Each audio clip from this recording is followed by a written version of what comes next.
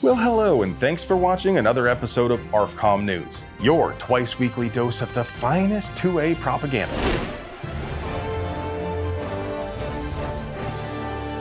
People keep asking if I'm back, and I haven't really had an answer. But now, yeah, I'm thinking I'm back. What is your duty? To serve the Emperor's will. Let's do the news. If I organized a large outdoor music festival in the Sonoran Desert in July and I prohibited people from bringing water in, then somebody dies because they can't afford to buy a $20 bottle of water, you think I just might have some legal liability? Well, duh. What if I operated a business that prohibited people from entering with an asthma inhaler or an EpiPen?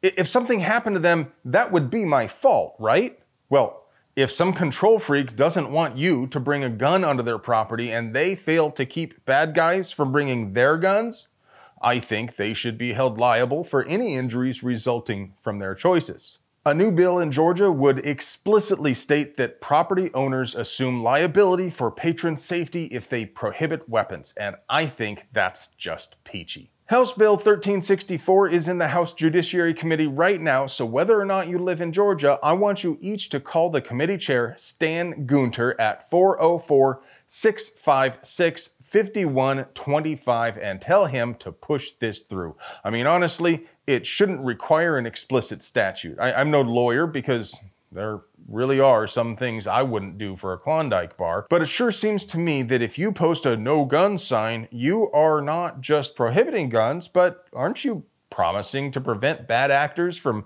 bringing them in, right? I mean, if Subway posted a no gluten sign and I found out their bread has gluten in it, I could sue, right? But it would be impossible for us to produce quality 2A propaganda like this without sponsors. So let's pay some bills. Today's video is sponsored by TNVC.com, your source for good old-fashioned all-American night vision just like Mom used to make. Do you like seeing the boogeyman hanging out with cryptids rolling dice in your front yard? I know I do. If you want to see all the crazy things happening right outside your house, check out TNVC.com. While we're on the subject of defenseless victim zones, it recently came to my attention that you can get a free gun-free zone sticker courtesy of the state of New Jersey. All you have to do is go to the link down there in the description. What did he just say? And enter your details. Now, I want to be very clear that the sign is only to be used for businesses within New Jersey which want to identify as unfriendly to basic human rights and register as gun-free. Even though they're not using JavaScript validation to limit entries to addresses within New Jersey, and even though they're not using cookies or IP logging to prevent multiple entries, I just want you to know it would be very irresponsible to have hundreds of stickers shipped to the ATF in every town. It might even be illegal, but fun. So please don't do that. Now this next one really shouldn't be a spicy take in gun rights circles, but I know some of y'all will disagree. I believe gun rights are human rights, and even convicted felons have the right to bear arms. If they are too dangerous to be trusted with a gun, then they are too dangerous to trust with stabby things in motor vehicles and library cards. So, they shouldn't be released. If they are released from confinement, then their rights must be restored. Now, even if you don't think their rights should be restored, it is important to remember that they will have the ability to buy weapons when they are released, whether legally or not, and we should carefully consider that when deciding whether they should be released. And at least one Kentucky judge agrees with me. A little over 2 decades ago, Jacory Lamont Frazier was involved in a collision, and responding police found a handgun that belonged to him when he tried to pass it off to a passenger. Frazier had convictions for drug trafficking, fraud, tampering with evidence, and, ironically, for being a felon in possession of a handgun.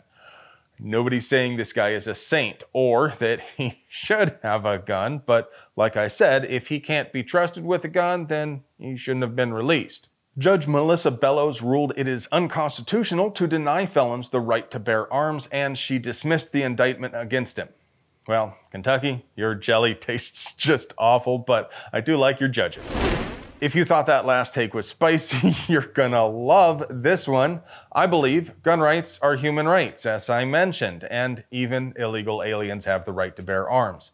If you just had a knee-jerk reaction and thought, well, they're not citizens or they're criminals, I want to remind you, we're talking about people who have not necessarily been convicted of any offense, or people who have been convicted but only a misdemeanor or civil offense. If you were nodding along with me when I said convicted felons should have their rights restored when released, then why do you wish to infringe on the fundamental rights of people who have not been convicted of any crime at all, let alone a felony?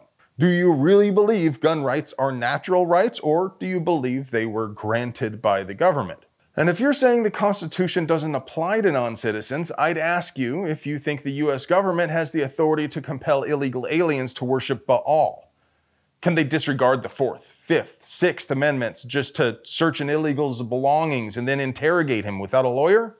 No, of course they can't. Why not? Because the Constitution doesn't apply to citizens either. It limits what the government is allowed to do. U.S. District Judge Sharon Coleman ruled that the non-citizen possession statute, 18 U.S.C. section 922G5, violates the Second Amendment as applied to Heriberto Carbajal Flores, who was an illegal alien and got caught with a handgun in Chicago. Now, because the ruling is as applied, that means it has no impact on other cases, but it can still color the opinion of other judges.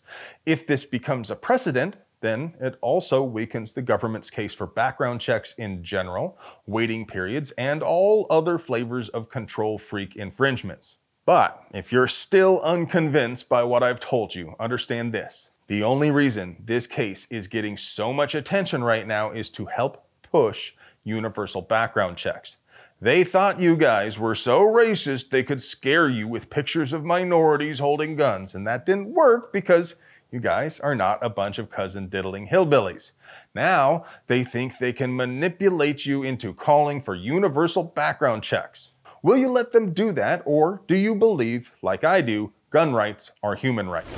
The GOA painted stranger danger into a corner and forced them to sign a bill cutting $122 million from the ATF budget. It will also stop VA bureaucrats from putting veterans into NICS and preventing them from buying guns just because they want help with their finances. This was the only substantive gun control President Obama managed to impose during his tenure, and now it's been undone by an amendment to the Consolidated Appropriations Act of 2024, largely as a result of the GOA's lobbying. The GOA has been racking up wins left and right. It is an absolute bloodbath out there for the control freaks. If you want to help the GOA keep stacking wins like Vasily Zaitsev's stacked Nazis, please take a moment to go to donate.gunowners.org and flip them a few quatloos. Now come on. You're just going to spend that money on red anodized parts anyway. And now, for your moment of zen. Clear.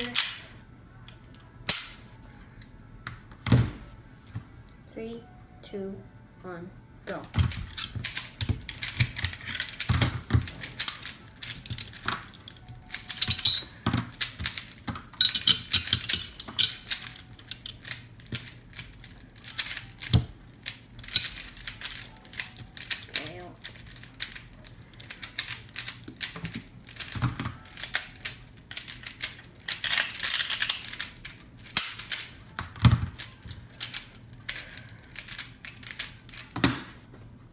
Hey friends, do you like pews and other pew-related things? Do you want to help us keep delivering you pure, uncut American pew propaganda at the low, low price of $3.99? We literally couldn't pay the bills without our sponsors, so do us a solid and get yourself something nice from them.